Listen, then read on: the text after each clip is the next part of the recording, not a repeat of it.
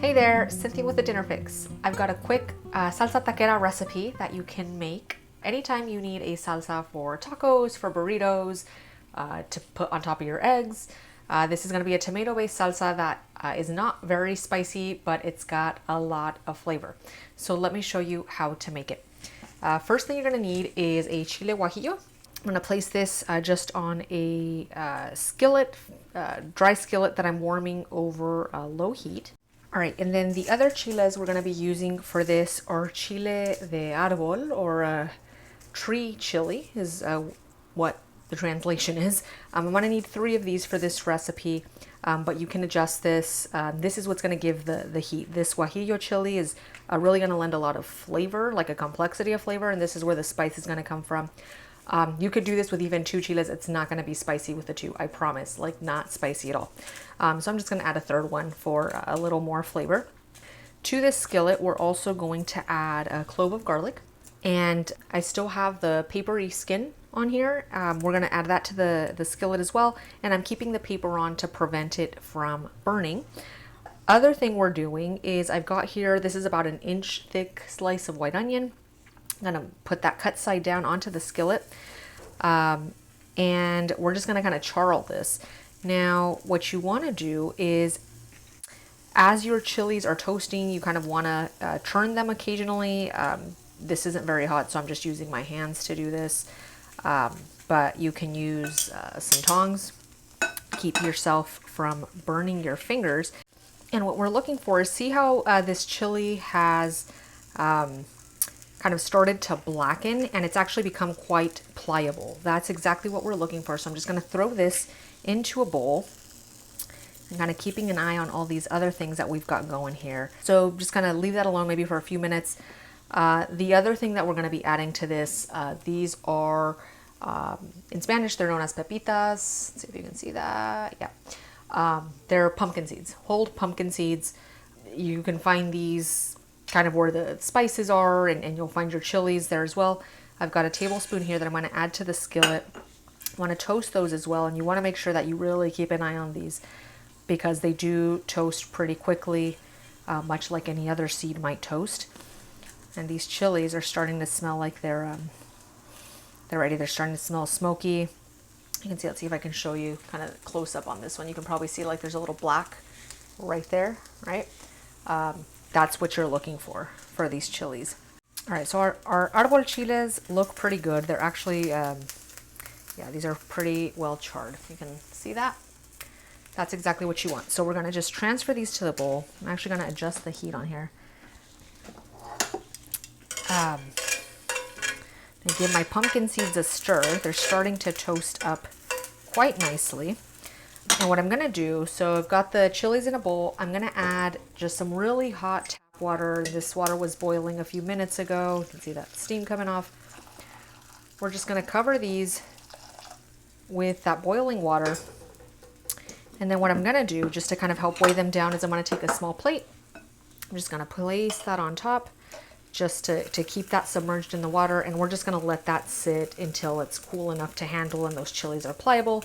That's going to take maybe 5-10 minutes. All right, meanwhile, our pepitas are nice and toasted. As you can see, these have got a nice golden color. So we're just going to transfer these to a blender. I'm just using a spoon here. I'm going to throw them in there.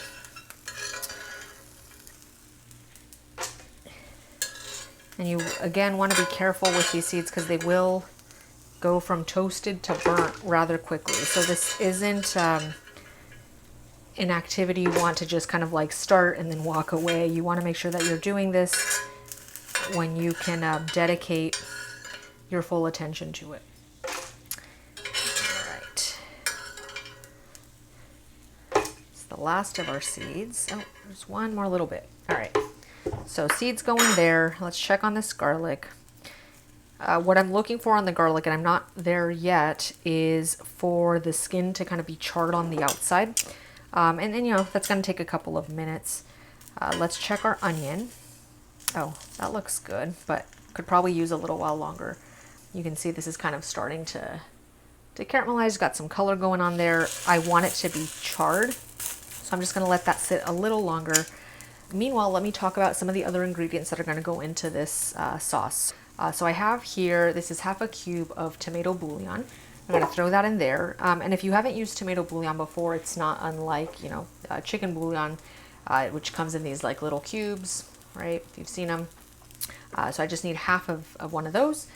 I'm going to need, this is 3/4 of a cup of crushed tomato.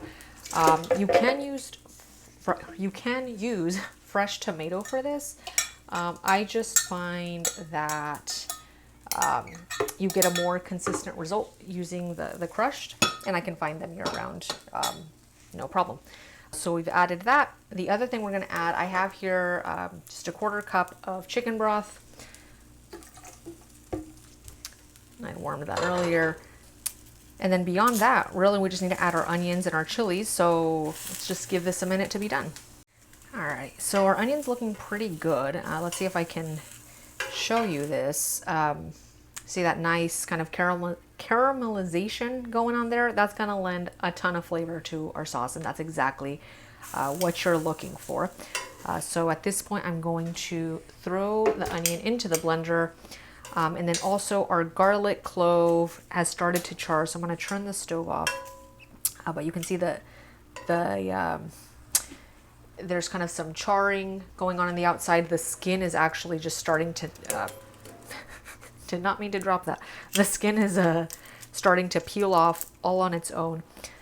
So this is ready to go. So, oh yeah, that looks good. So I'm going to take the clove of garlic, throw it in there as well. And we're just gonna process this bad boy until it's nice and smooth.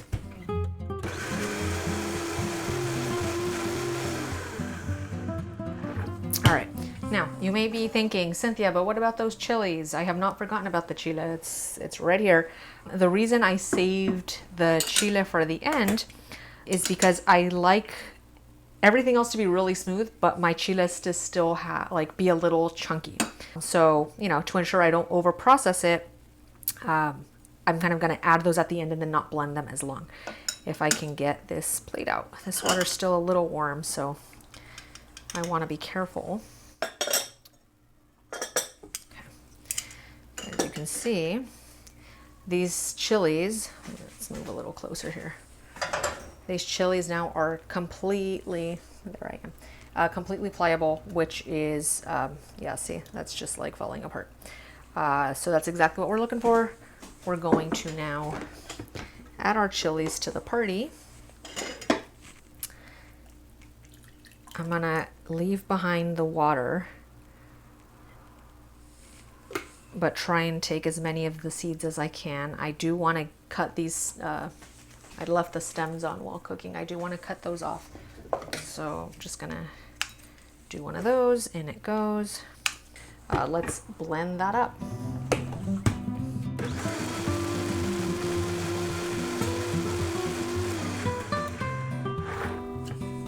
All right, and that's it.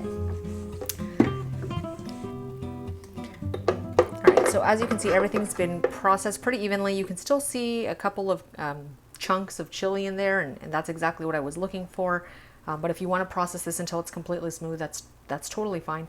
I'm gonna go ahead and taste this for salt. I don't typically put salt in this. I seldom find that it needs it. There's plenty of salt that's in the chicken broth, in the bouillon that we added.